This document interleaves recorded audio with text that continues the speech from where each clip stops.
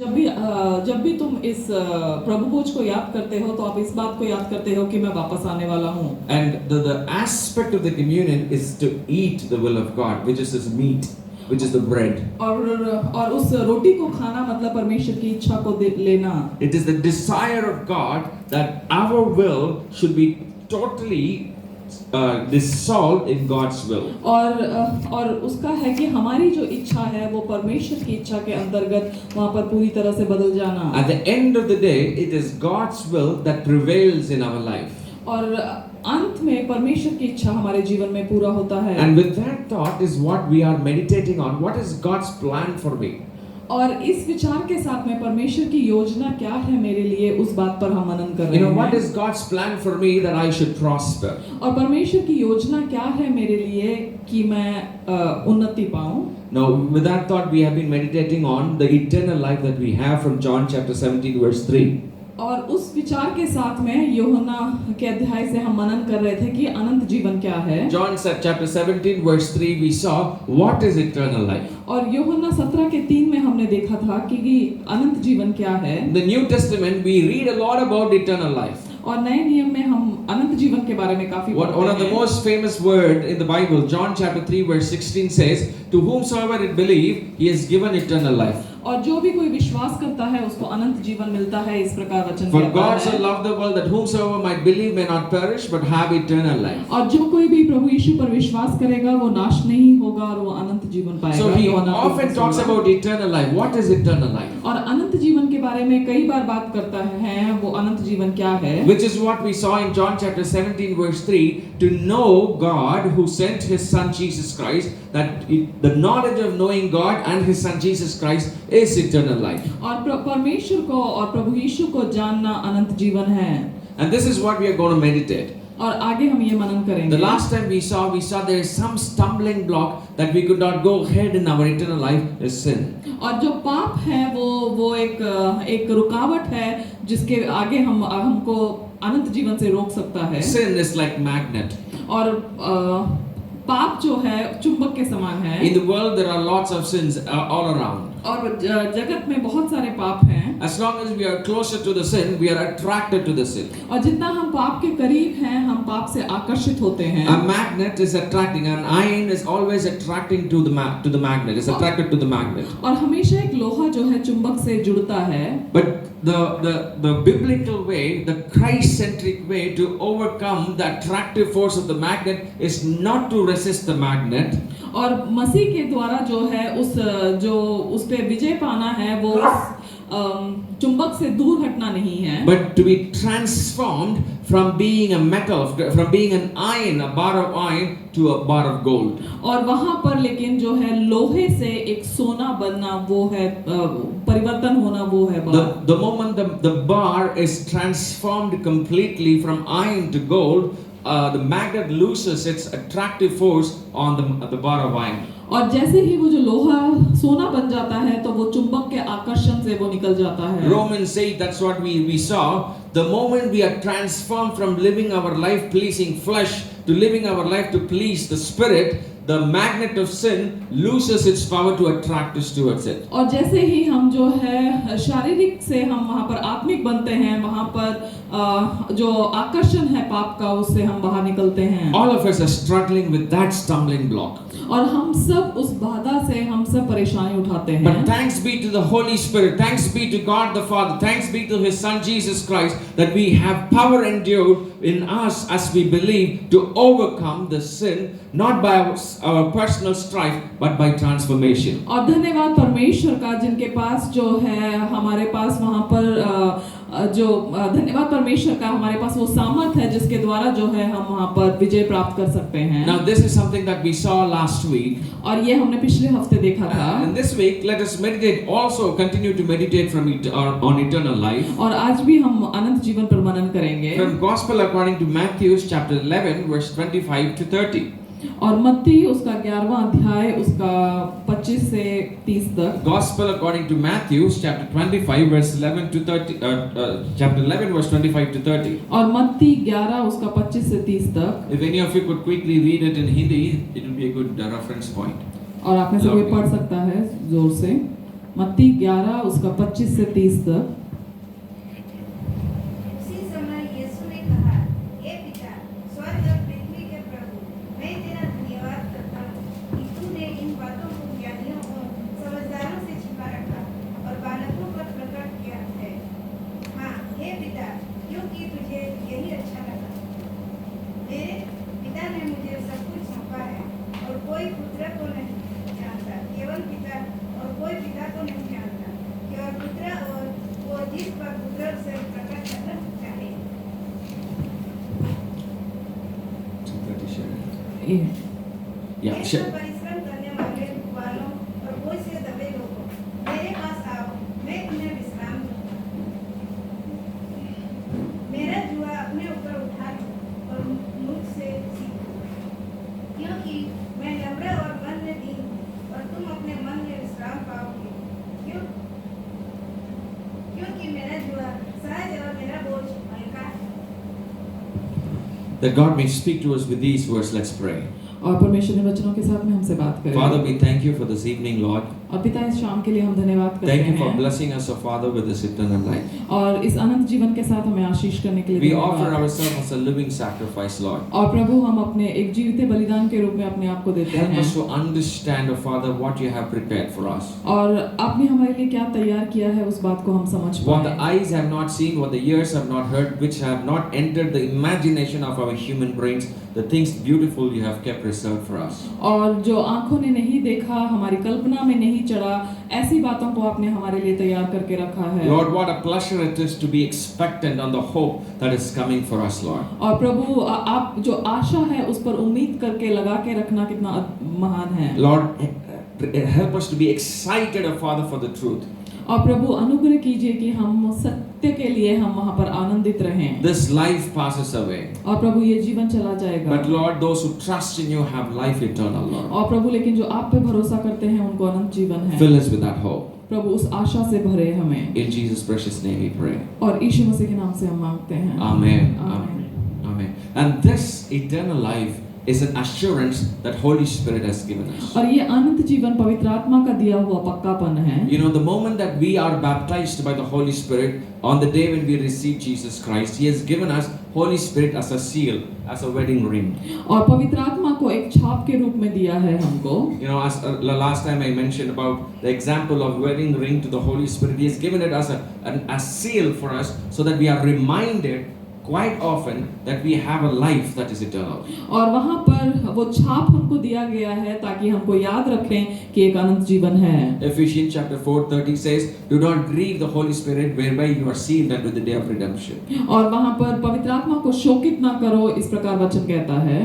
So which basically says, all of us who are seated here who believe in Jesus Christ have a Holy Spirit which quite often talks to us in the depths of our heart. और इसका मतलब ये है, हम सबके पास जो पवित्र आत्मा है हमारे हृदय की गहराइयों में वो हमसे बात करते हैं। And it keeps reminding us, my dear brothers, my dear sisters, the life that we have is something so impressive.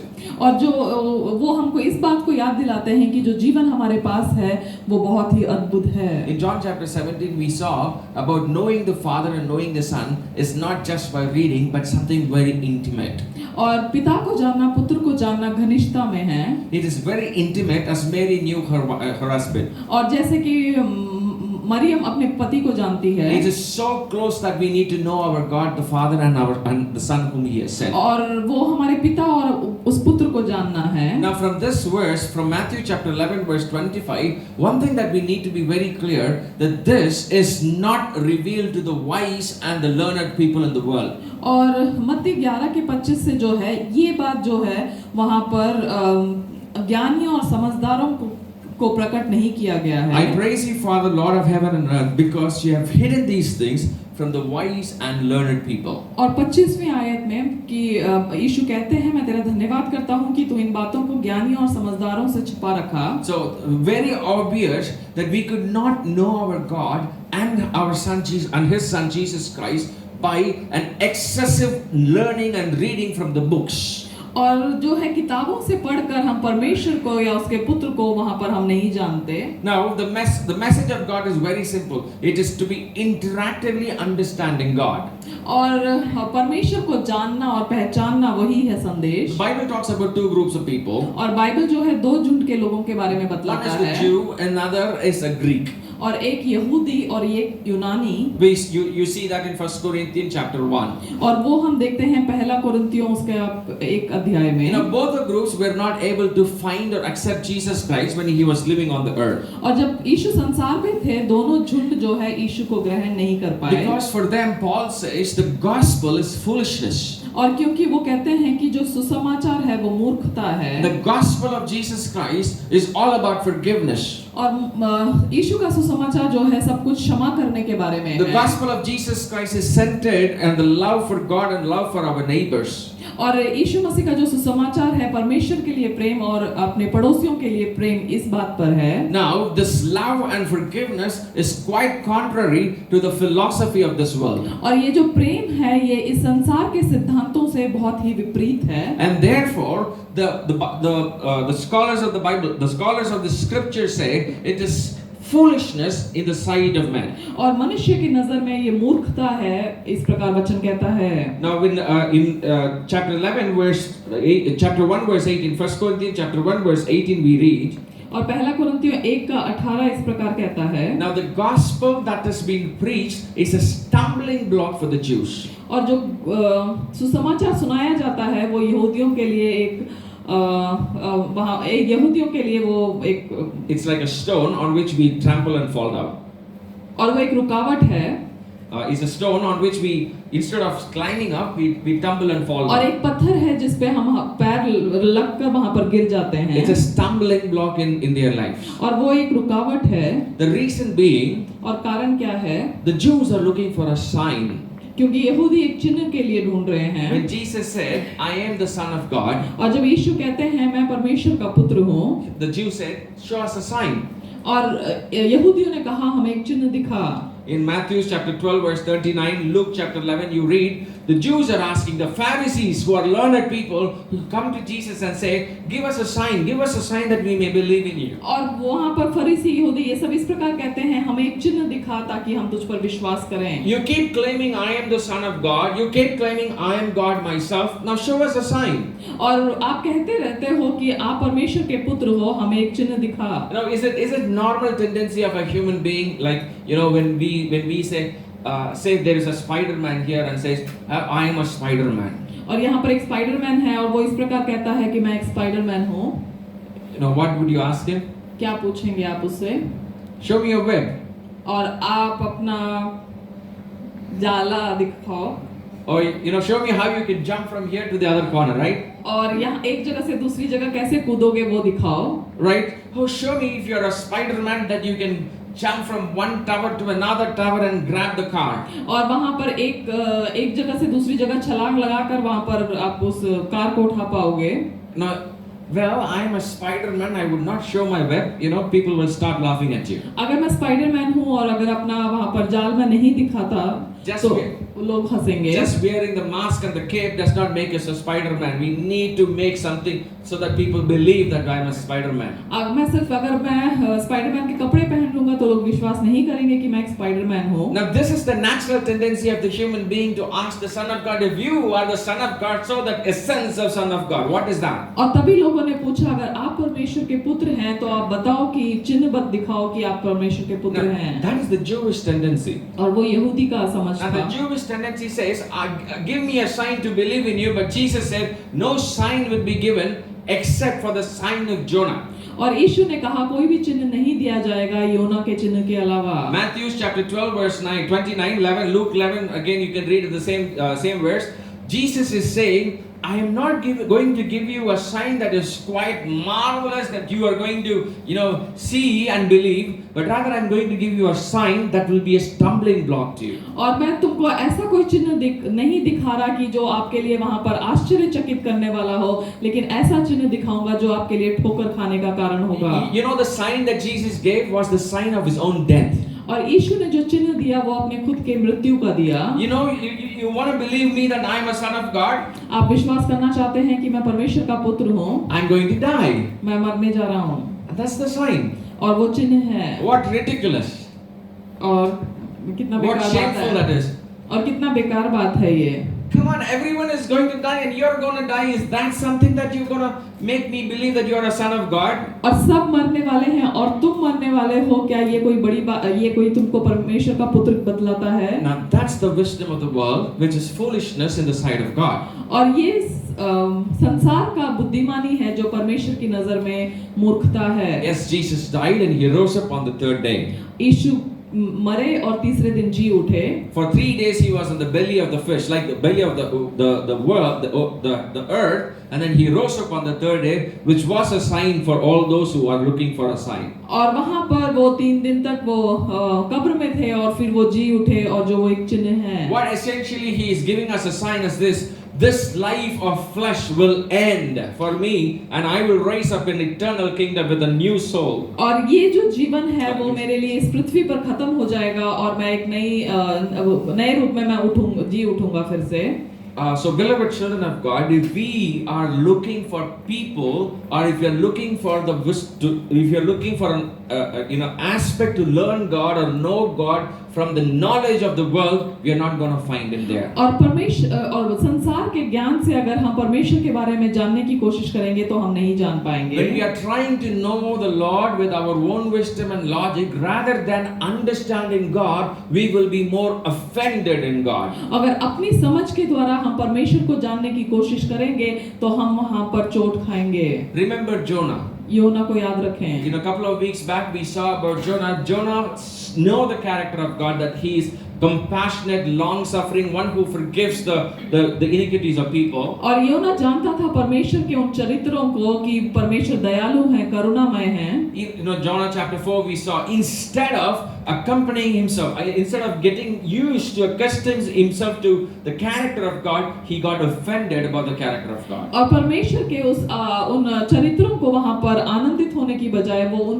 परमेश्वर के उन चरित्रों के कारण वो दुखी हुआ। And therefore he says, my soul is vexed to the point of death. Let me die, let me die. और वो इसलिए इस प्रकार कहता है कि मैं वहां पर मेरा प्राण जो है मरने पर है, मैं मर जाऊं। If we are trying or putting all our effort with the knowledge and the wisdom of the world to find God and His Son, we will be offended like all those Pharisees and Sadducees who were offended during the time of Jesus. और यीशु के समय जिस प्रकार से फरीसी और सदुकी जो है वहां पर चोट खाए थे, अगर हम संसार के बुद्धि और ज्ञान से यीशु को या परमेश्वर को हम जानने की कोशिश करेंगे। And therefore Jesus says, praise be to God that this knowledge of the kingdom of God, the knowledge of the eternal life, is not revealed to those wise and learned people. और ये जो परमेश्वर का ज्ञान है वो बुद्धिमान लोगों को नहीं प्रकट किया है परमेश्वर का धन। But on the contrary, in the same verse 25.2, he says, it is revealed to the children. और 25वें का आखिरी भाग कहता है ये बात बालकों पर प्रकट किया गया है। Now what is the difference between the children and the other group of people? और क्या फर्क है बालक पर और जो दूसरा झुंड के लोग हैं जो ज्ञानी और समझदार हैं? The children are curious to learn. और जो बालक हैं वो जो हैं वो सीखने के लिए इच्छुक बने रहते हैं। When my son, he's just 2 years, almost 2 years old. और मेरा बेटा 2 साल का है। When you read him a song, अगर आप एक गीत बताते हैं उसको, he's so curious to follow you after. Right now, he's starting to speak. He is curious to sing the song back. और वो बहुत ही वहाँ पर इच्छुक है फिर से उस गीत को गाने के लिए आपके पीछे। And a child is always curious to learn. और एक बच्चा जो है हमेशा वहाँ पर सीखने के लिए इच्छुक रहता है। They want to climb up and see what is there. और वो वहाँ पर चढ़कर देखना चाहते हैं कि वहाँ पर क्या है। They wanted to touch the things and feel how they feel. और वो छूकर देखना चाहते हैं कि किस प्रकार है। They wanted to take stuff and break it and see what's inside. That happens quite often in my home. और वो फेंक कर तोड़ कर देखना चाहते हैं कि कैसे होता है जो मेरे घर पे होता है। A child has his beaker, his box empty, so he wants to fill with so much of learning. और वहाँ पर जो एक बच्चे का जो उसका बॉक्स है वो खाली रहता है और वो सीखते हुए उसको भरना चाहता है। He is in the process of learning.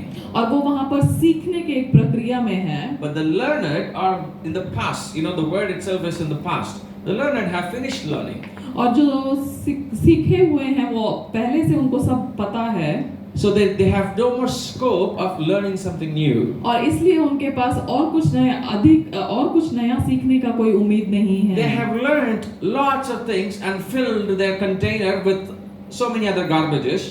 और उन्होंने पहले से ही बहुत सारी चीजों से सीख लिए हैं, And therefore they do not have space to add on new knowledge. और इसलिए उनके पास जगह नहीं है नया ज्ञान वहां पर डालने के लिए। But the children are different. लेकिन बच्चे अलग They हैं, are fresh from the womb. और वो वहां पर नए हैं वहां पर गर्भ से, Their containers are empty. और उनके जो बर्तन हैं वो खाली And हैं, they're anxious to learn. और वो वहां पर सीखने के लिए इच्छुक Now हैं। that's the first character of a child. And God says, blessed are those who are like children, for theirs is the kingdom of God. और ये बच्चों का जो पहला गुण है, क्योंकि परमेश्वर का वचन कहता है धन्य है जो बालकों के समान है, क्योंकि परमेश्वर का राज्य उन्हीं का है। Now this is the aspect in which Jesus is saying, if we would stop learning, if we would stop understanding from the word of God new things and new revelation, we are the learned group of people. To us, we will not grasp the knowledge of the kingdom of God. अगर हम परमेश्वर के वचन से सीखना बंद कर देंगे और नया बातों को देखना बंद कर देंगे, तो हम उस झुंड में आते हैं जिनको सब कुछ पता है। Our learning should be in our lifestyle every day, और जो सीखना है रोज हमारे जीवन में होना which means we चाहिए, need to keep ourselves empty. और इसका मतलब हमको अपने आप को खाली रखना है, Which means whatever is not necessary for the eternal life should be taken away from our container, so that we have empty space that God may fill us each day. और इसका मतलब जो भी है जो हमको पता है उसको खाली करना है, ताकि उस खालीपन को परमेश्वर भर सकें। Now the children are not just curious to know, but they also practice what they learn. और जो बच्चे होते हैं ना केवल सीखने के इच्छुक होते हैं, लेकिन वो जो सीखते हैं उसको वहां पर प्रयास में भी लेकर आते हैं। You know, they you know, when you tell my son about the crow, और जब मैं अपने बेटे को कौवे के बारे में बताता you हूँ, know, he flaps his hands. और वो वहां पर अपने हाथों को इस प्रकार हिलाता है। When I tell him not to climb up on the table, जब मैं कहता हूँ कि उस टेबल पे नहीं चढ़ना, he goes there and he shows no. और वहां पर जाकर वो नहीं इस प्रकार कहता है। The children are so simple that when a truth is revealed to them, they practice it, they implement it. और बच्चे जो हैं इतने साधारण होते हैं, जब भी उनको एक सच्चाई बताया जाता है तो वो उसको लेते हैं। Now, a learned and a wise man, और एक सीखा और एक बुद्धिमान व्यक्ति, you know, they might have a logical processing in their heart, in their mind, to say, okay, this is good, this is good, this is good. But rather, when it comes to their life, they would give, you know, a number of rational reasons that they would not follow. Why they would not follow that. और जो बुद्धिमान लोग होते हैं या सीखे हुए लोग होते हैं, उनके पास बहुत सारे तर्क वितर्क होंगे कि ये बात सही है, ये बात सही है उनके दिमाग से, लेकिन वही बात को अगर अपने जीवन में उसको कार्य में लेकर आना हो तो वो उसको लागू नहीं कर पाते। You know, if I would cross my red signal, you know, when I cross my bike with the red signal, अगर लाल बत्ती के समय पर अगर मैं उस जगह को मैं आगे बढ़ता हूँ, you know, if I am an adult and a learned and a wise person, I would give thousands of reasons to the police why I did that. और अगर मैं वहाँ पर पढ़ा लिखा बुद्धिमान व्यक्ति हूँ तो मैं 1000 कारण पुलिस को बताऊंगा कि मैंने ये क्यों किया। Especially the signal right after the Santoshapuram signal. और ये संतोषपुरम सिग्नल के बाद I find it useless. और मुझे वो बेकार लगता है। I don't know how many of you crossed that road. The second signal after Santoshapuram, I find it useless. There is no other turns. और वहाँ पर वो जो सिग्नल है वो बेकार है, वहाँ पर कोई और मोड़ नहीं है। You know, there is no cars coming here across that street, across that road. और उस सड़क पे कोई और गाड़ी नहीं आता। But you know, invariably every time I come to that signal, I have to stop because it's a red light. और जब भी मैं उस सिग्नल के पास आता हूँ मुझे रुकना पड़ता है क्योंकि वहाँ पर लाल The बत्ती है। previous Santoshapuram signal is a good signal. It's a big signal. So you know, many times I get lucky. I get green light, and I cross it. और कई उससे पहले वाला जो सिग्नल है वहाँ पर कई बार जब मैं आता हूँ हरा बत्ती होता है और वहाँ पर मैं निकल जाता हूँ। But when I come here, लेकिन मैं जब यहाँ पर होता हूँ it's always red, वो हमेशा लाल होता है and I wait. और मैं इंतजार करता But हूँ। many times, लेकिन कई बार what is the point? You know, there is waste of this petrol. और वहाँ पर क्या मतलब है, वहाँ पर पेट्रोल को बेकार जाता है। You know, I have to just wait in the signal for 3 minutes or 2 minutes, and my petrol is waste. और वहाँ पर 2-3 मिनट जो इंतजार करना पड़ता है और मेरा मेरा पेट्रोल बेकार हो Think गया about है। all these cars which are waiting. You know that this government has no sense at all. और जितने कार यहाँ पर इंतजार कर रहे हैं, इस गवर्नमेंट का कोई भी बुद्धि नहीं है। I have very important work. I have prayer to go, and now they are making me wait 2 minutes late because of the signal. और वहाँ पर मुझे प्रार्थना में जाना है और इस सिग्नल की वजह से मुझे 2 मिनट वहाँ पर इंतजार करना पड़ रहा है। All these rational expectation, all this rational explanation comes in me because of this logical processing I have as an adult, not as a child. और एक बड़े व्यक्ति के रूप में ये सारा जो मेरे पास तर्क वितर्क का जो सोच विचार है, उसके कारण ये सब कारण बतलाता हूँ मैं। The child is said, it is red light, you stop. और बच्चा जो है, ये लाल बत्ती है, रुक जाओ। And the child stops thinking there. और वहाँ पर बच्चा रुक जाता है। Why do you stop there? क्यों रुके? Because it's red. क्योंकि वो लाल है। Why can't you go? क्यों नहीं जा सकते? Because it's red. क्योंकि वो लाल बत्ती है। There is no other car, you can still go. दूसरा कोई गाड़ी नहीं है, आप जा सकते हो। The child says, no, it is red, I won't go.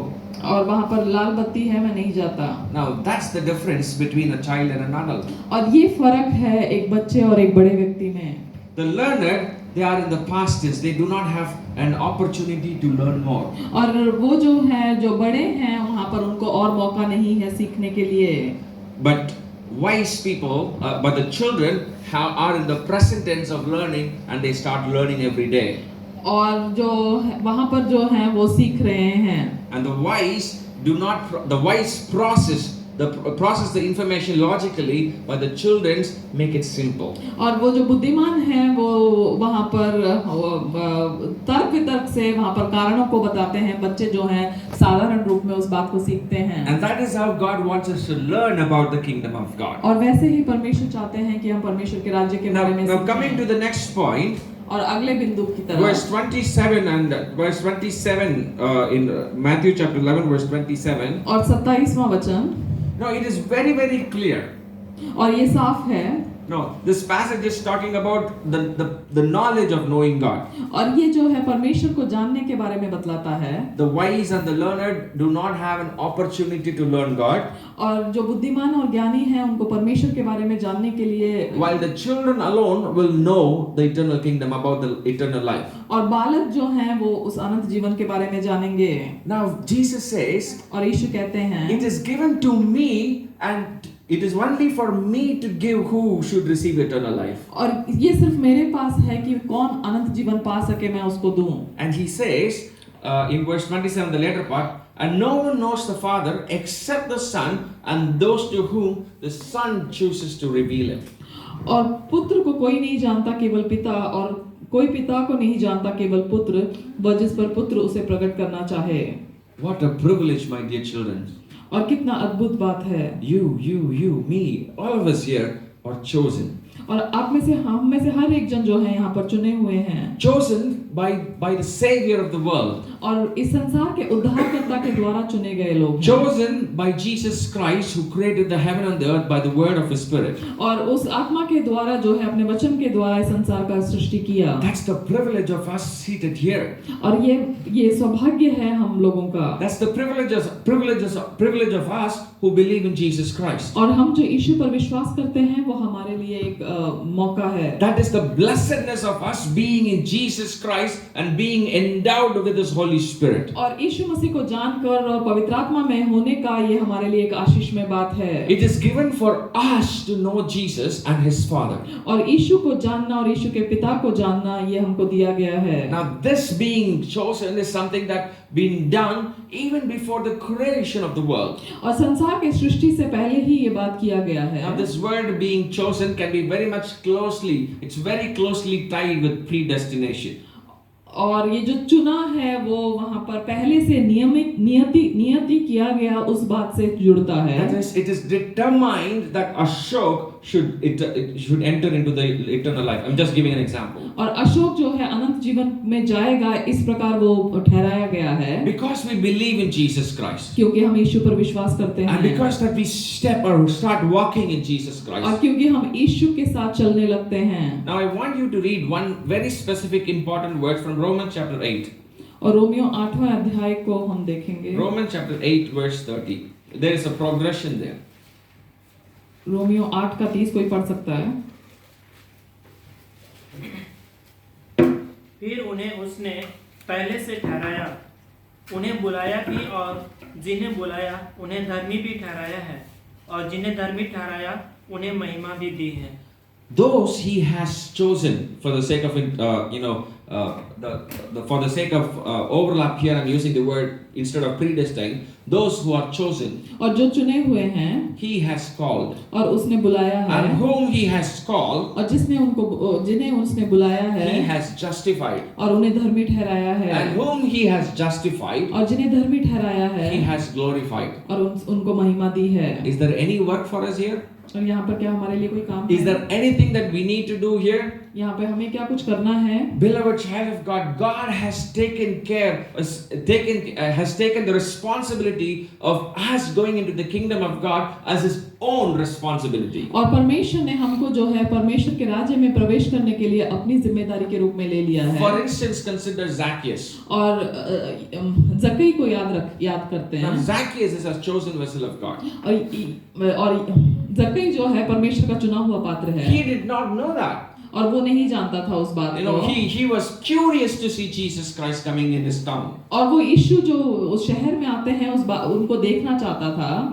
Now Zacchaeus, he became like a child to learn about Jesus Christ. और वो बच्चा बन गया यीशु के बारे में जानने के You know, लिए। he was told Jesus is coming his way, and so he climbed up the tree to see who Jesus is and what he might be doing in his town. और वहाँ पर उसको पता चलता है कि यीशु उसके शहर में आ रहे हैं, तो वो एक पेड़ पर चढ़ जाता है कि यीशु कैसे हैं देखने के लिए। Oh, this man Jesus Christ, they seem he's such a kind person. He's someone who is filled with the power of God. I want to see him. I wanted to, enjoy his presence. और यीशु कैसे हैं मैंने सुना है, वो बहुत ही दयालु हैं, करुणामय हैं, मैं उनके आनंद उठाना चाहता हूँ इस प्रकार। So he climbed up the tree, the sycamore tree, and he was watching for Jesus coming in his way.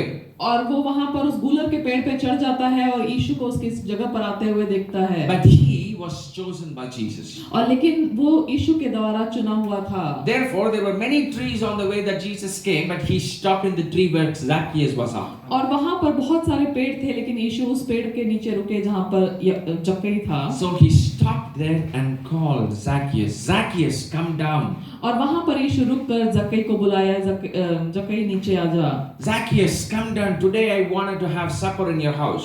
जक्कई नीचे आ जा, आज मैं तेरे घर पर वहाँ पर भोज करूँगा। Now the child in him rejoiced and said, I will come down and then I will, I will make a good feast and a party for you, Jesus. और जक्कई वहाँ पर आनंदित हुआ और वो वहाँ पर उसका जो अंदर जो बच्चा था वो आनंदित हुआ और वो नीचे आ गया और मैं आपके लिए एक बड़ा बोझ दूंगा इस प्रकार। He started confessing his life before Jesus. और वो अपने जीवन को पूरा यीशु के सामने बतलाने लगा। If at all I have cheated anyone, और वो इस प्रकार अंगीकार करने लगा कि अगर मैंने वहाँ पर किसी को धोखा दिया है, I would give them 4 times over what I have offended them. और जो मैंने उनसे धोखे से लिया है उसका 4 गुना मैं लौटा दूंगा। Now you see the Spirit of God starts justifying his, the forgiving his sins. और वहाँ पर यीशु जो है उसके पापों को क्षमा करते हैं। The word of God, brings repentance in our lives. और परमेश्वर का वचन जो है मन फिराव को लेकर आता है। The call of God is for us different for each of us. और परमेश्वर का बुलाहट हम में से हर एक जन के लिए अलग है। God calls us to be different in our different places wherever we are. और अलग-अलग जगह से परमेश्वर ने हमको बुलाया। Perhaps we are working in a school. हो सकता है हम स्कूल में काम करते होंगे। It is the call of God for us to say, do not copy in examination. और वहाँ पर एक दूसरे का नकल ना करें, ये हमारा बुलाहट Or do है। not steal the pen and pencils. और वहाँ पर पेन पेंसिल की चोरी ना करें। Or do not fight. और वहाँ पर झगड़ा ना Or do करें। not talk filthy languages. और वहाँ पर गाली ना दें। And that is when the Spirit of God convicts us and we start confessing. It is God who forgives our sins and say, my child, I've forgiven you. He is the one who justifies us. और वहाँ पर जो है परमेश्वर हमको धर्मी ठहराते हैं, वहाँ पर कि हमारे पापों को क्षमा मिला है। And then God works in our life to glorify us so that we attain the eternal kingdom as well. और उसके बाद परमेश्वर का आत्मा हमारे अंदर कार्य करता है ताकि उस अनंत जीवन को हम पा सकें। And therefore Jesus is saying, rejoice my dear child of God. और इसलिए यीशु कहते हैं कि आनंदित रहो मेरे प्रिय बच्चों। Rejoice and be exceedingly glad. और वहाँ पर आनंदित रहो। Because I have chosen you. क्योंकि मैंने तुमको चुना है। I have chosen each one of you here. और आप में से हर एक को मैंने यहाँ चुना है। I have not chosen you know, the rich and the wise and, you know, all the powerful people in the world, but I have chosen you. और मैंने वहाँ पर अमीर, वहाँ पर सामर्थी लोगों को जो इस संसार में है नहीं चुना है, लेकिन मैंने तुमको चुना है। The first Corinthians chapter 1 talks very in elaborate about how the foolishness, the wise and the rich and the poor, the powerful people neglect the call of God. और वहाँ पर पहला कुरिन्थियों का पहला अध्याय जो है किस प्रकार वहाँ पर जो अमीर हैं, जो सामर्थी हैं, वो परमेश्वर की बुलाहट को नकारते हैं, वो बतलाया गया So है। therefore, my dear child of God, over here we are seated here. You know, we might have so much confusions in our lives, so much questions in our life, but here it is very important that we rejoice because we are chosen. और यहाँ पर लेकिन जो हम बैठे हैं, हम आनंदित हों क्योंकि हम चुने हुए हैं। We should know first of all the importance of being chosen by God. और हमको इस बात का प्रमुखता पता होना चाहिए कि हम चुने हुए हैं परमेश्वर से। Again, I would like to bring back the same statistics of 1.4 billion people in this world, 140 to 50 crore people in India. और 150 करोड़ लोग जो भारत में हैं। We are hardly a handful of 3 to 4 crore people that we know Jesus. और केवल We 3-4 could crore. claim that we know Jesus. और हम इस प्रकार कहते हैं कि हम मसीह को जानते हैं। It is hardly 3 to 4% of people, like 3 in 400 people. और 3 लोग 100 लोगों में। In a class, in a class of 100 people, just 3 of you could say that I know Jesus. और यहाँ पर 100 लोगों के क्लास में 3 लोग बोल सकते हैं कि मैं यीशु को जानता हूँ। That's a privilege that God has given us, and of which we should actually rejoice. और ये जो है सौभाग्य परमेश्वर ने दिया है और उसके लिए आनंदित होना है। You know, some of you might be trying for competitive exams. और हो सकता है आप में से कोई वहाँ पर कॉम्पिटिटिव एग्जाम्स के लिए तैयारी कर रहे I do हैं। not know if any of you have prepared for UPSC and all, और यूपीएससी वगैरह के लिए आपने तैयारी किया है। or NDA or something, probably. So people would have written some competitive exams, right? और वहाँ पर कुछ कॉम्पिटिटिव एग्जाम्स को लिखा होगा। You know, there will be 5 posts and 50,000 people will be writing exams. और वहाँ पर 4 पोस्ट होते हैं, उसको 50,000 लोग उसके लिए लिखते हैं। Right? For 5 posts, 50,000 people will be writing exams. और 5 वहाँ पर पोस्ट के लिए 50,000 लोग लिखते हैं। Recently there was a tragedy in Gujarat for some four private jobs. Some 2,500 people were applying. और वहाँ पर 4 पोस्ट के लिए भी हमने समाचार में सुना होगा 2,000-2,500 लोगों ने वहाँ पर लगाया था। At the end of those UPSC exams, when the results are announced, and handful of 800 people chosen for the prestigious job, what a joy do they have? और उसमें से सिर्फ 800 लोगों को जब चुना जाता है, कितना आनंद उनको होता है। You know those NDA ceremonies and all. You see those Air Force and Army officers, JOs, is it junior officers? They just throw their cap and rejoice. और वो इस प्रकार आनंद उठाते हैं जब इस प्रकार चुने जाते हैं। They are excited, they are elated because they are the select few. They are chosen. और वहाँ पर वो आनंदित होते हैं क्योंकि वो थोड़े हैं, वो चुने हुए हैं। And our joy should be 100 times or countless times more joyful than they are. और हमारा आनंद उससे बढ़कर होना चाहिए। Because their joy will end. क्योंकि उनका आनंद खत्म हो But जाएगा। our joy will grow from joy to joy, from strength to strength. और लेकिन हमारा आनंद वहाँ पर बढ़ता जाएगा। That is what Jesus is saying. You have been chosen, so rejoice. और इसीलिए यीशु ने कहा तुम चुने हुए हो, इसलिए आनंदित हो। Now the fourth point, and I think that is something that I wanted to park for some time in Matthew chapter 11. और मत्ती उसका 11वां अध्याय Verse 28 to 13 is it's a very famous word, familiar word. और 28 से 30 वो हम सब जानते हैं। Come to me, all you that labor and are heavily laden, and I will give you rest. और बोझ से दबे हुए लोगों, हे सब परिश्रम करने वालों और बोझ से दबे हुए लोगों, मेरे पास आओ, मैं तुम्हें विश्राम Take my दूंगा। yoke and learn of me, for I am meek and gentle. मेरा जुआ अपने ऊपर उठा लो और मुझसे सीखो, क्योंकि मैं नम्र और मन में दीन हूँ। And then you will find rest in your soul. और तुमको मन में विश्राम पाओगे। My yoke is easy and my burden is light. और मेरा जुआ सहज और मेरा बोझ हल्का है। You know, you would have heard this verse multiple times. और आपने इस वचन को कई बार सुना होगा। You know, probably you are asked. You would have seen this verse in the context of saying, perhaps whenever I am sad, when I am sorrowful, when I am tired, I should go to Jesus. और जब मैं वहाँ पर थका हुआ हूँ, मैं दुखी हूँ, मुझे यीशु के पास जाना चाहिए। I should go and pour out my burden so that I will have some refreshing. और मुझे अपने बोझ को यीशु के ऊपर डाल देना चाहिए ताकि मुझे वहाँ पर कुछ आनंद मिले। Have you seen this ad for Tic Tac? और टिकटॉक का ऐप देखा है। TikTok, is it? Yeah. When your mouth is stinky, put those 2 tablets of TikTok. और अब जब के मुंह से गंद आता है तो उस टाइम पे वो टिकटॉक का डाल लो। You have this freshness of mouth for a moment. और थोड़े समय के लिए आपके मुंह से वहाँ पर सुगंधित हो And then जाएगा it's gonna stink again. और फिर से उसमें फिर बदबू And आएगा then you use those TikTok again. और फिर से उसको आप खा सकते हैं। You know, sometimes we think, Matthew 11:28 is like that. When we are sad and sorrowful, oh, TikTok, go to Jesus and get some fresh. और जब तक दुखी होते हैं या परेशान हैं तब यीशु के पास जाएं। Now that's not what Jesus is saying here. यहाँ पर यीशु वो नहीं कहते। Now, in the context, if you see, he is talking about the eternal life. और अगर हम देखा जाए वो पहले से जिस बात पर विषय पर बात करते आ रहे हैं वो अनंत जीवन के बारे में बोल रहे हैं। He is saying this is not revealed to the wise and the learned, but to the children. और ये बतलाते हैं कि वहाँ पर ज्ञानियों और समझदारों से ये छिपा के रखा गया और ये बालकों पर प्रकट किया गया है। It has been revealed only to the chosen few, like you and me. और ये कुछ लोग जो चुने हुए हैं उन पर प्रकट किया गया है। But here he says that 28 to 30, he's bringing, like sin, there is one big offense that will not make you progress in eternal life, and which is the burden of this life.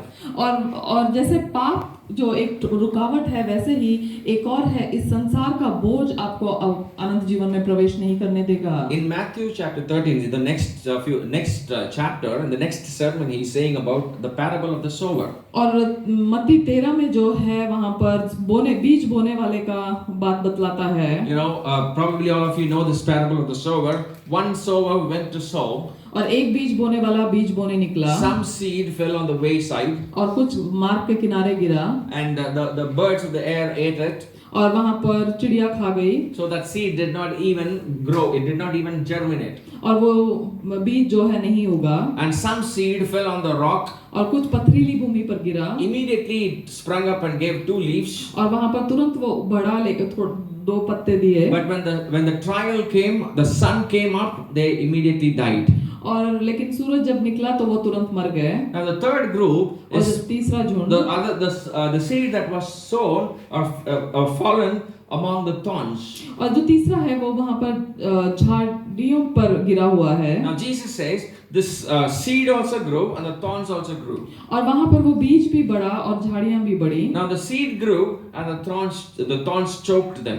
और झाड़ियाँ बढ़ी और उसने दबा दिया। So now what happened? Instead of giving fruit, this plant could not bring fruit. और वहाँ पर फल लाने की बजाय ये जो पौधे हैं वो फल नहीं लेकर आ पाए। Jesus says it is the cares of the world, the burdens of the world that has choked them from bringing fruit. और यीशु कहते हैं इस संसार का चिंता और इस जीवन का चिंता जो है उनको दबा दिया। Now Jesus is giving us an option here.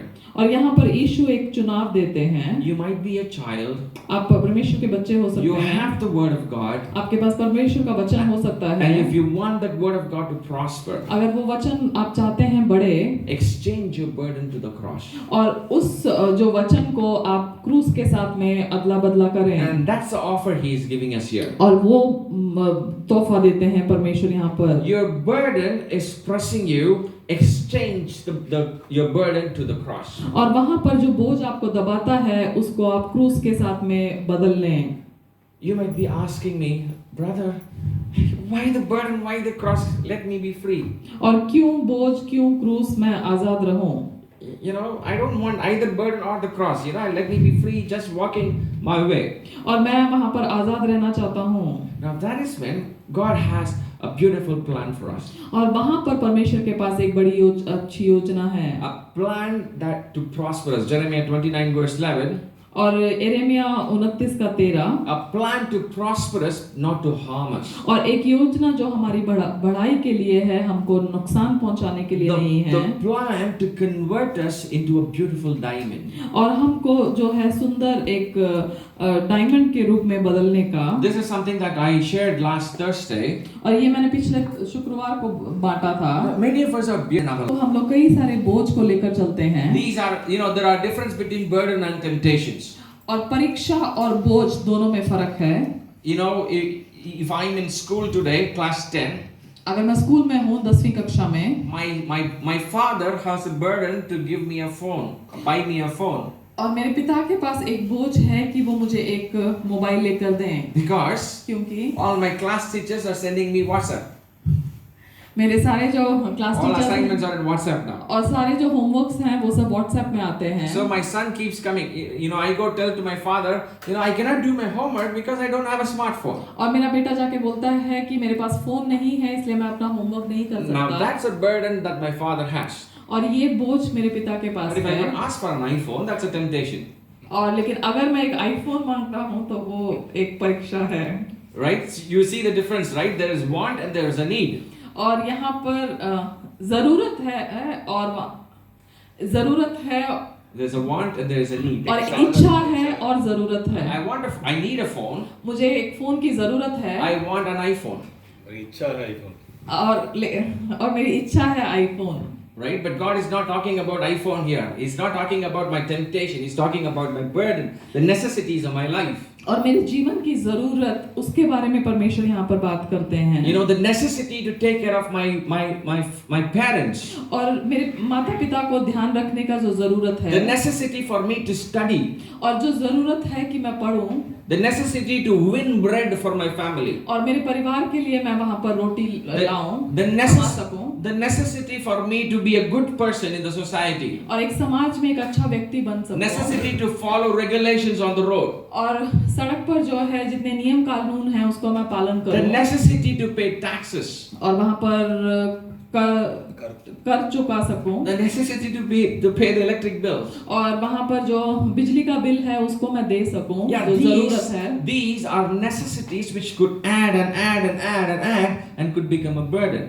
और ये जो है हमारे जीवन की जरूरतें हैं और ये जरूरतें बढ़ते बढ़ते एक बोझ बन सकता Now है। these burdens could be bloated. और ये जो बोझ है ये बहुत बड़ा बन सकता है। Now you might ask me, it could be bloated, उसको हम बड़ा बना सकते हैं। Yeah. So the example that I gave, for example, when I was in class 12, जब मैं 12वीं कक्षा में था, the expectation is for me to clear my exam, my class 12 exams. और जो उम्मीद था कि मैं 12वीं कक्षा को मैं वहाँ पर उत्तीर्ण करूँ। That is the basic expectation. और वो एक बिल्कुल सामान्य एक उम्मीद था। But then there is an expectation set by my parents. Say 95% you have to take. और लेकिन मेरे माता पिता के द्वारा जो एक उम्मीद रखा गया था कि 95% मुझे लेकर आना And है 12वीं में। there is an expectation from my neighbor's auntie saying, you see that son, oh wow, he's going to score 99, so you better be 99.5. और लेकिन मेरे पड़ोसी एक आंटी जो है वो वहाँ पर उनका उम्मीद था कि मैं 99% वहाँ पर मैं लेकर आऊँ। Oh well, he's not just 99.5. Another uncle will come and say, not just 99.5, he's also clearing JEE, so you better prepare for NEET. और वहाँ पर एक और अंकल आकर बोलते हैं कि केवल 99% नहीं, वहाँ पर जेई उसको भी आपको वहाँ पर क्लियर करना है। So these are burdens that are unnecessarily bloated on our lives. और ये जो हैं बेकार के जो चिंताएं हैं जो वहाँ पर बड़े बना दिए जाते हैं। Now these burdens, instead of making us, they break us. और ये जो बोझ हैं वो हमको बनाने की जगह वो हमको तोड़ देते हैं। These burdens brings about depressions and anxiety and so much of failures in our life. Instead of prospering, we become failures in life. और वहाँ पर आगे बढ़ने की जगह वो हमारे लिए वहाँ पर हम असफल रहते हैं। In the strength of material, there is a subject in engineering. It's called strength of material. We test the strength of a particular material. और वहाँ पर इस प्रकार का एक हम इंजीनियरिंग में पढ़ते हैं जहाँ पर किसी भी चीज का कितना ताकत है उस बात को नापा जाता है। There is a strength of compression. There is a tensile strength that we test. और उसको वहाँ पर दबाया जाता है और उसको वहाँ पर चौड़ा किया जाता है, उसका कितना दबाव वो सह सकता है उस बात को वहाँ पर बताया जाता है। You compress by adding weight on top. और उसके बाद आप वहाँ पर और ज्यादा उसको जो भार है उसको आप बढ़ाते रहते हो। The moment it breaks, that's called the point of failure. और जिस जगह पर वो जो चीज है वो टूट जाता है, उस जगह को वहां पर असफलता का एक बिंदु बोला जाता And है। that's the property of that material. और वो उस चीज का जो है वो एक उसका प्रॉपर्टी बन जाता है। Some of you are making some interesting component of vehicles. You will all understand what those tensile strength and tear strength and shear strength there. और आप लोग Probably the parameters you saw it. और आप लोग सब जो वो चीजों को बनाते हैं, तो आप लोगों को पता होगा कि इस प्रकार की जो चीजें हैं जो गाड़ियों में जरूरत पड़ता है, उसका वो कितना भार या कितना दबाव को वो सह सकता है। Now, if I would compress it or stretch it above the property of that material, the property will break. The material will break. और उस चीज का जितना क्षमता है उससे बढ़कर अगर मैं उसको खींचूंगा या उससे बढ़कर उस पर दबाव डाला जाएगा तो वो टूट जाएगा। And that is why God says, exchange your burden to the cross. और इसीलिए परमेश्वर कहते हैं क्रूस के साथ अपने बोझ को वहां पर अदला बदली करें। Because my cross is exactly what I want you to have. और क्योंकि मेरा जो क्रूस है वही मैं चाहता हूं कि तुम रखो। Because my plan is to convert you from an ordinary coal, a charcoal, into a diamond. और वहां पर जो है एक कोयले को एक मैं वहां पर तराशे हुए एक डायमंड में मैं बदलूंगा। You know, we will see a video, a small video for 1 minute. और एक मिनट के लिए हम एक वीडियो को देखेंगे। Now, a diamond, all of us know what a diamond is, right? और हम सब जानते हैं डायमंड क्या होता है। Anybody who do not know diamond? Anil Heera brother? हीरा क्या होता है हम सब जानते हैं। Anil brother doesn't want diamond, is it? Who doesn't want a diamond? और किसको हीरा नहीं चाहिए? No hands up. Everybody wants a diamond because it's so special, और क्योंकि हीरा बहुत खास है, right? It's so shiny, it's so beautiful.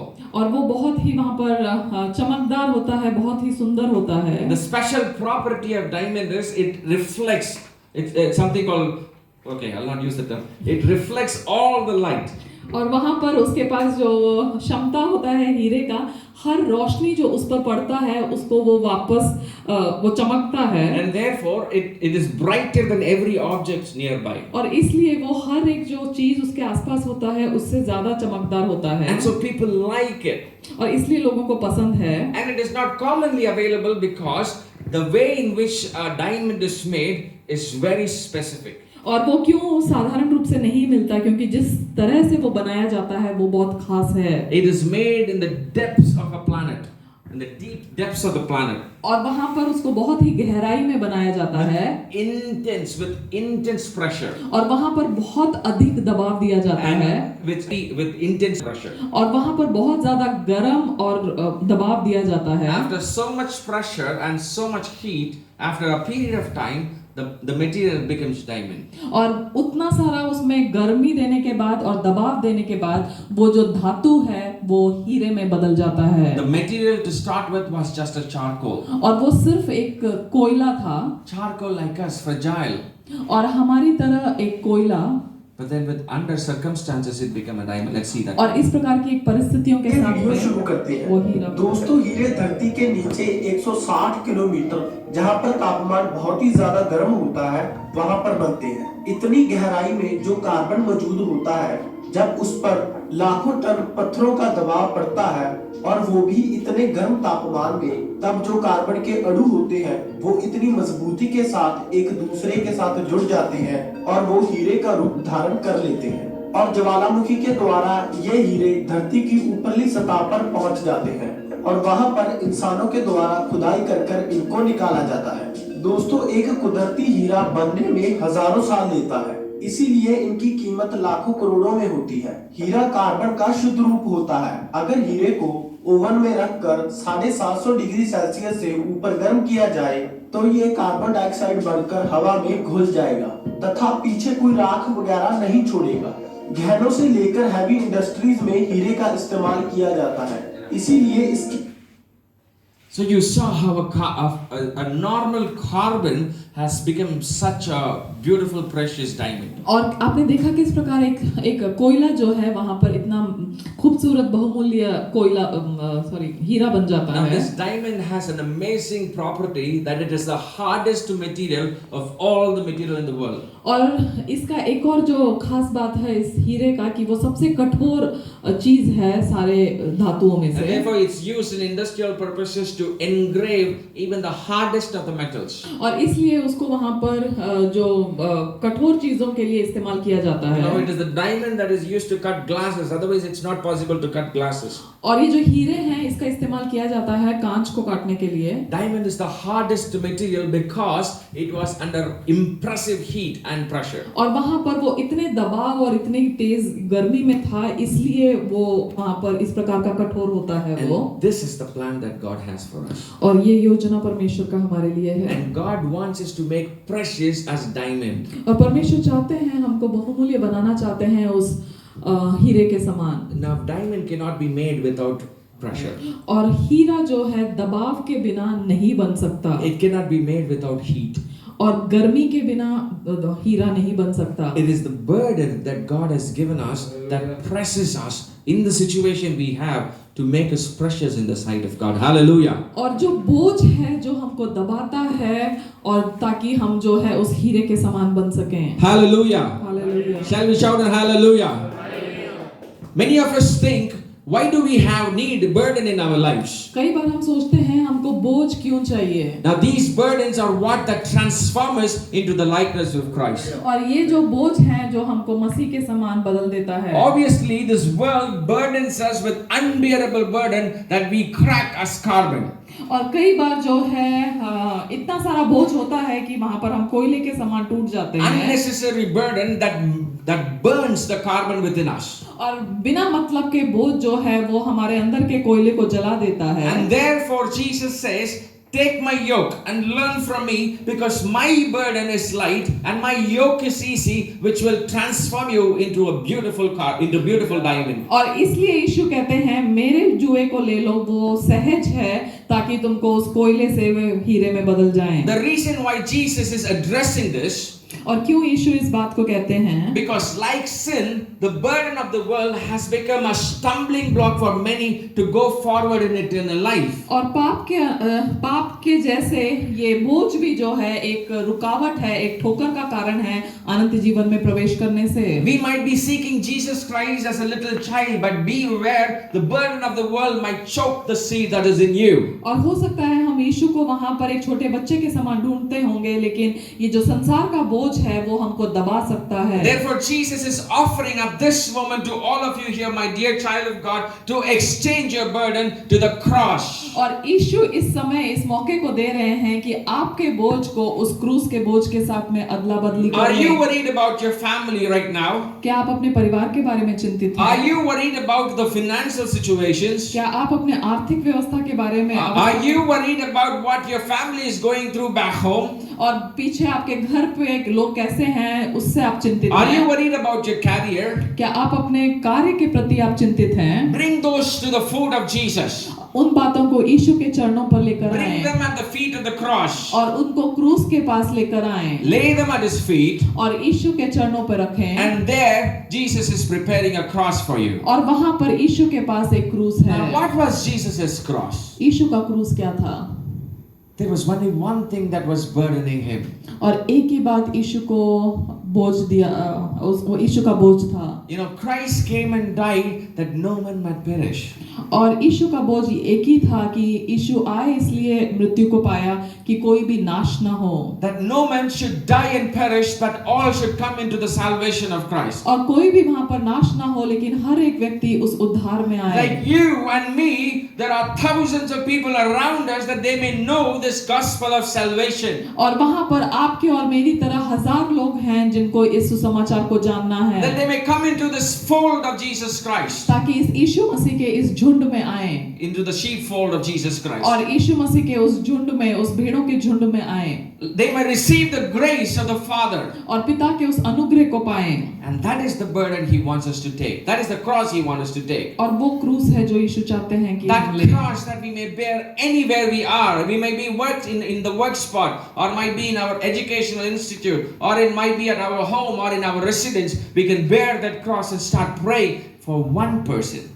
और हो सकता है हम जहाँ पे भी कार्य करते होंगे, पढ़ाई में होंगे, वहाँ पर उस क्रूस को लें। हो सकता है एक व्यक्ति के लिए हम दुआ करें। Be burdened and be praying for one person, and that burden will transform us into the gold into the diamond that God is preparing us for. और वहाँ पर जो है उस एक व्यक्ति के लिए बोझ उठाएं और उसके लिए दुआ करें, और वो हमको वहाँ पर उस हीरे में बदलेगा। There are many of you who are serving the Lord in various capacities. और आप में से कई लोग हैं जो अपने विभिन्न क्षमताओं में परमेश्वर की सेवा कर रहे हैं। By being inspired by the Holy Spirit, and this is what I am challenging all of us. Let us pray with burden. और इस बात के लिए मैं आपको चुनौती देता हूँ, हम बोझ के साथ प्रार्थना करें। I recently shared on Thursday, you know, when I was praying for one sick person. और बृहस्पतिवार को मैंने इस बात को बांटा था जब मैं एक बीमार व्यक्ति के बारे में के लिए दुआ कर रहा था। I did not see any difference. मुझे कोई फर्क नहीं लगा। And that is when one brother, you know, out of nowhere came and told me, brother, we need to pray with burden. और वहाँ पर तब एक भाई ने आकर कहा हमें बोझ के साथ प्रार्थना करना है। My dear brothers and sisters, मेरे प्यारे भाइयों we बहनों, have so many priorities in the world. इस संसार में हमारे पास बहुत सारी प्रमुखताएं हैं। There is one thing that God has asked for. और एक बात परमेश्वर ने हमसे मांगा That we है, might pour out our hearts for the perishing souls. ताकि हम अपने हृदयों को उस नाश होने वाली आत्माओं के लिए उंडेल दें। India is the most populated country.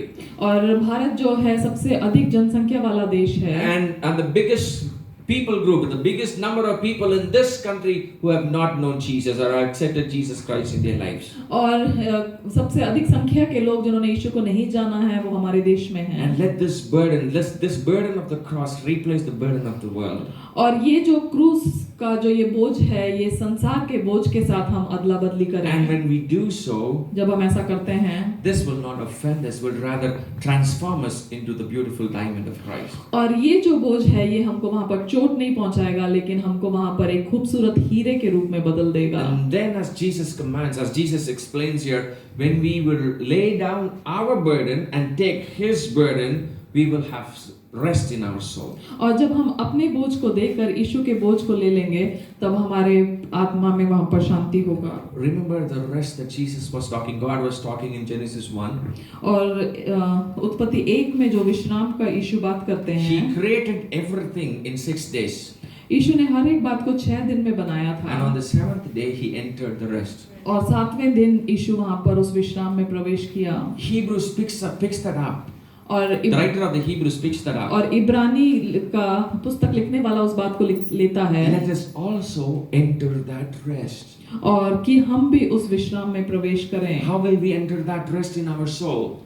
अपने प्राण में उस विश्राम में कैसे प्रवेश करेंगे? Please read that. I just wanted to highlight that Matthew chapter 11 verse 28. It says, "For I am take my yoke upon you मेरे जुए को अपने ऊपर उठा लें, and learn from me." मुझसे सीखो। Now my yoke, my burden is for these people who are perishing. और मेरा बोझ जो है इन लोगों के लिए है जो नाश हो रहे हैं। Once you start taking my yoke, जब आप मेरे जुए को you लोगे, will learn about my humbleness and my gentleness. आप मेरे नम्रता और मेरे मन के दीनता के बारे में जानोगे, Then you will find rest in your soul. तब आप मन में विश्राम पाओगे। Like my Father having created the whole universe. और जैसे मेरे पिता ने पूरे ब्रह्मांड को बनाया, Everything that has been created were created in 6 days with so much of commotion, but then He entered the rest after the 6th day. और हर एक चीज जिसकी सृष्टि की गई वो 6 दिन में सृष्टि किया गया, और उसके बाद परमेश्वर ने वहां पर 7वें दिन में उस विश्राम में प्रवेश किया। Because God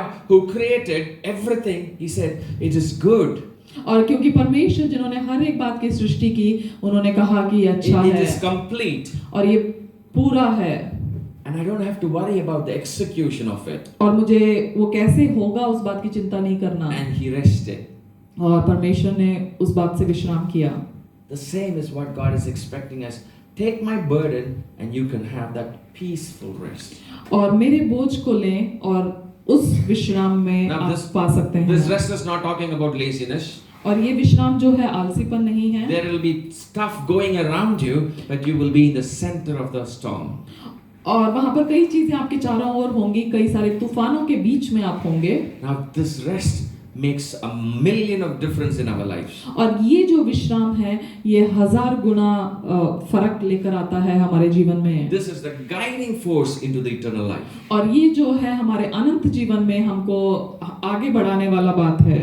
And so, therefore, dear child of God, इसलिए परमेश्वर के प्रियजन, let us lay our burden at the foot of the cross willingly और इसलिए अपने बोझ को हम जानकर परमेश्वर के चरणों में रखें and take up the yoke of Christ joyfully. और परमेश्वर के जुए को वहां पर आनंदित रूप में लें। So let us remember, इसलिए याद we रखें, shall not learn about Jesus Christ with the wisdom of the world. और इसलिए हम वहां पर संसार के बुद्धि के साथ में हम नहीं जी And let us be, परमेश्वर को जान let us be पाएंगे। therefore let us therefore be reminded to become a child each day in our life, to learn new things from the Word of God, और परमेश्वर के वचन से हम नई बातों को सीखें and exceedingly rejoice because Jesus Christ has chosen you. और हम वहां पर आनंदित हों क्योंकि प्रभु यीशु ने आपको चुना है। Therefore, let us exchange our burden to the cross that God has given us. और इसलिए अपने बोझ को वहां पर यीशु मसीह के क्रूस के साथ में हम अदला बदली करें May God bless us. और परमेश्वर हमको आशीष करे।